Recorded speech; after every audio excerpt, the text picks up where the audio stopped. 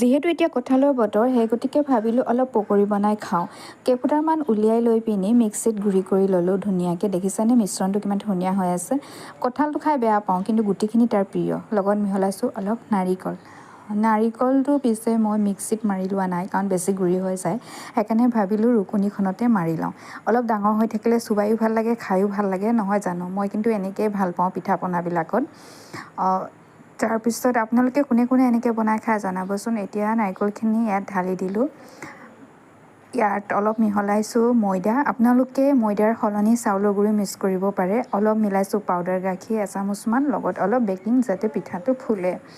আৰু আপোনালোকে যদি মিঠা বেছি খায়, তেতিয়াহ'লে গুড় বা চেনি মিক্স কৰিব পাৰে। মই মিক্স কৰা নাই, যিহেতু আমাৰ ঘৰত বেছি মিঠা নাখায়, সেইকাৰণে সেনেকৈ থাকিব দিলোঁ। আৰু 1 চামুচতকৈ অলপ কম ঘি মিহলাইছোঁ গোন্ধৰ সোৱাদৰ কাৰণে।